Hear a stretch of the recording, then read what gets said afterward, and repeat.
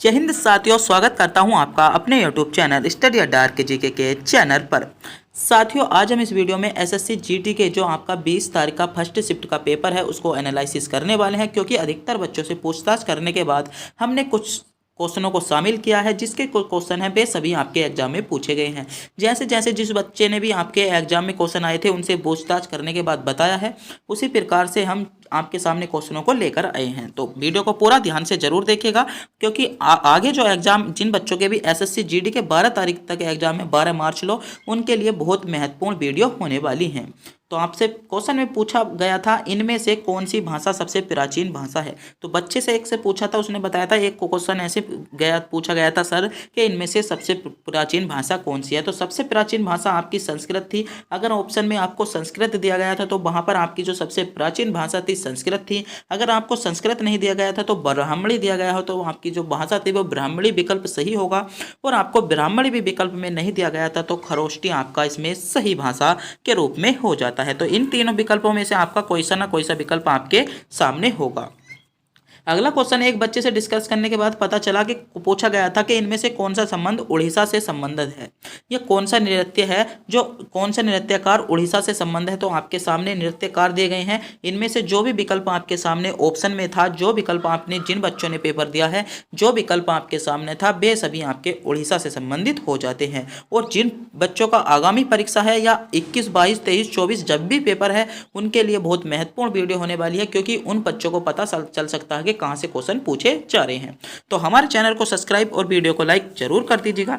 अगला क्वेश्चन आपसे पूछा गया था, नक्सर का विलोम आपसे पूछा गया था। तो नक्सर का विलोम आपका सासबस था, अगर आपको ऑप्शन में मिला था। अगर आपको यहां पर भी ऑप्शन में यह नहीं मिला था तो फानी आपका नक्सर का विलोम होता है। छई आपका ऑप्शन में होगा, छर ऑप्शन में होगा, भंगूर ऑप्शन में होगा, या मृत्या आदि इनमें से आपके क्या हो सकते हैं, ऑप्शन में हो सकते हैं। और शाश्वत का आपका पर्यायवाची पूछा था। तो शाश्वत का पर्यायवाची नृत्य हो जाता है, नृत्यतर होता है, सदैव होता है, सर्व, काल्पनिक या अटल। इनमें से अगर आपके सामने कोई भी विकल्प सामने शो होया होगा तो वह इसका आपका बिल्कुल सही जवाब होगा। एक बच्चे से डिस्कस करने के बाद पूछा गया था, उसने बताया कि सदुपयोग का आपसे विलोम पूछा गया था। तो सदुपयोग का जो विलोम होता है, दुरुपयोग आपके ऑप्शन में होगा, दुरुपयोग आपका सदुपयोग का क्या होता है, विलोम होता है। अगला क्वेश्चन आपसे पूछा गया था, उदारता का पर्यायवाची। तो उदारता का जो पर्यायवाची होता है, सदृश्यता होता है, दयालुता होता है, दानशीलता होता है, दिलिया होता है, और फरीक दिली होता है। तो यह इनमें से आपके सामने कोई भी विकल्प आपके सामने शो हो रहा था तो वो उसका बिल्कुल सही जवाब था। अगला क्वेश्चन आपसे पूछा गया था, अलाउद्दीन का चिराग होना मुहावरे का सही अर्थ क्या है। तो अलाउद्दीन का चिराग होने जा मुहावरे का सही अर्थ था, उसका था आश्चर्यजनक या अद्भुत वस्तु। तो अगर आपके सामने यह विकल्प सामने शो हुआ था तो यह विकल्प आपका बिल्कुल करेक्ट जवाब होता। अगला क्वेश्चन आपसे पूछा गया था, झांसा देना मुहावरे का सही अर्थ क्या होगा। तो झांसा देना जो मुहावरे का सही अर्थ था, धोखा देना, इसका आपका क्या हो जाता था, बिल्कुल करेक्ट जवाब हो जाता था। तो मेरे प्यारे दोस्तों, अगर आपने अभी तक वीडियो को शेयर नहीं किया है तो अपने दोस्तों के पास वीडियो को शेयर कर दीजिएगा, और चैनल पर नए हो तो चैनल को सब्सक्राइब जरूर कर दीजिएगा। अगला क्वेश्चन पूछा गया था कि प्रधानमंत्री जनधन योजना कब शुरू हुई थी। इससे रिलेटिव आपका क्वेश्चन पूछा गया था। तो प्रधानमंत्री जो जनधन योजना शुरू हुई थी वह आपकी अगस्त 2014 में आपकी प्रधानमंत्री जनधन योजना शुरू हुई थी। तो अगर आपके सामने ऑप्शन 2014 था तो बिल्कुल सही था।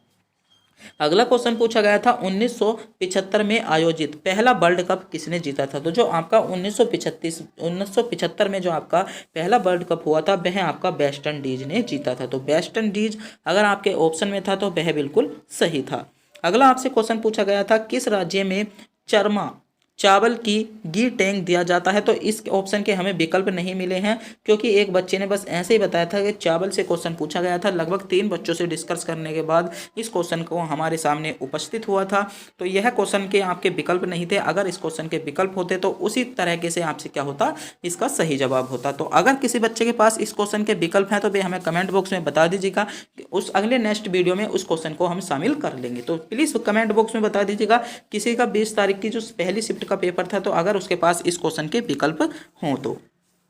अगला क्वेश्चन पूछा गया था तराइन का द्वितीय युद्ध। अगर आपका तराइन का द्वितीय युद्ध पूछा गया था तो तराइन का द्वितीय युद्ध आपका 1911 में हुआ था। एक बच्चे से डिस्कस किया था तो उसने क्वेश्चन बताया था कि तराइन के युद्ध से संबंधित एक क्वेश्चन था, और एक बच्चे ने बताया था कि सर तराइन के द्वितीय युद्ध पूछा गया था। तो इनमें तराइन का प्रथम युद्ध और द्वितीय युद्ध में कंफ्यूजन है, तो आपके साथ जो भी हो आप बता देंगे।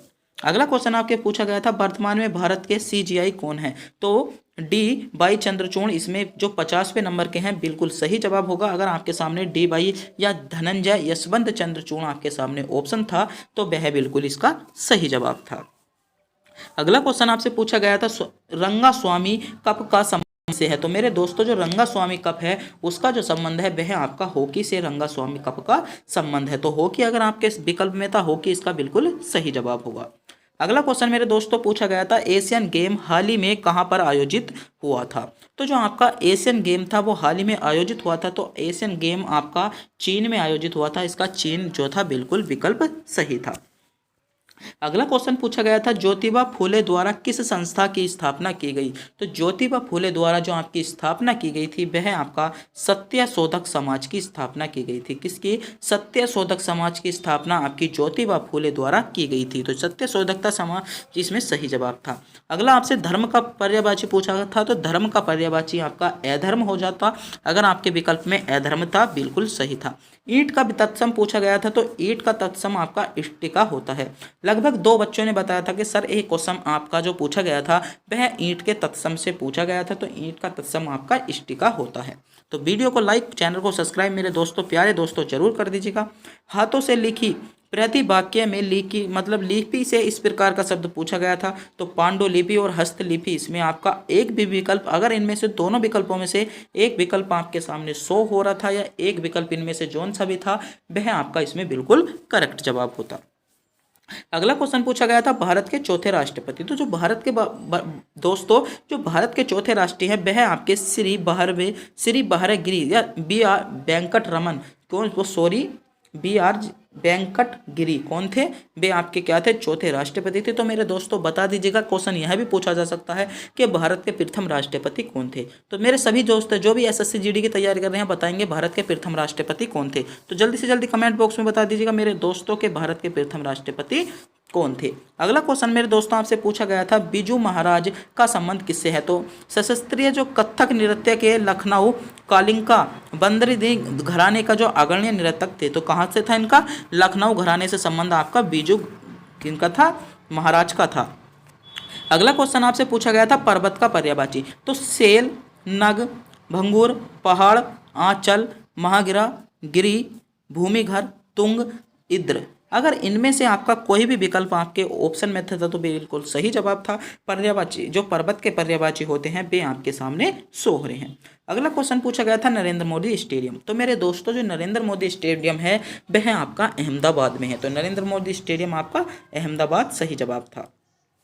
अगला क्वेश्चन पूछा गया था केंद्रीय प्रत्यक्ष कर बोर्ड CBDT के नए अध्यक्ष के रूप में किसे नियुक्त किया है। तो नितिन गुप्ता को नियुक्त किया है। तो मेरे दोस्तों आज के जो क्वेश्चन थे ये सभी आपके 20 तारीख की जो फर्स्ट शिफ्ट थी उसमें क्वेश्चन पूछे जा चुके हैं। आप इस वीडियो के माध्यम से यह पता कर सकते हैं कि आपको एसएससी जीडी के एग्जाम के लिए किस लेवल की तैयारी करनी है। तो सभी क्वेश्चनों का जो आपका एनालिसिस है वह आपको हमारे चैनल पर मिलता रहेगा। तो हमारे चैनल को सब्सक्राइब और वीडियो को लाइक जरूर कर दीजिएगा। और रोज शाम को लगभग 7 बजे हमारी एक एसएससी जीडी से रिलेटिव वीडियो आती है जिसमें हम हिंदी जीके जीएस के क्वेश्चन कवर कराते हैं, जो आपके संपूर्ण क्वेश्चन आपको जो है आपके एसएससी जीडी के एग्जाम में मिलते हैं। लगभग जो हमने 2 से 3 दिन पहले क्लास बनाई थी उसमें भी इसमें लगभग 3 क्वेश्चन आपके इस एग्जाम में मिल चुके हैं। तो उन वीडियो को रोज शाम के 7 बजे जरूर देखिएगा अगर आपका एसएससी जीडी का एग्जाम है तो तब तक के लिए मिलते हैं मेरे प्यारे दोस्तों अगली वीडियो में। और चैनल पर नए हो तो प्लीज चैनल को सब्सक्राइब और अपने दोस्तों के पास वीडियो को शेयर जरूर कर दीजिएगा।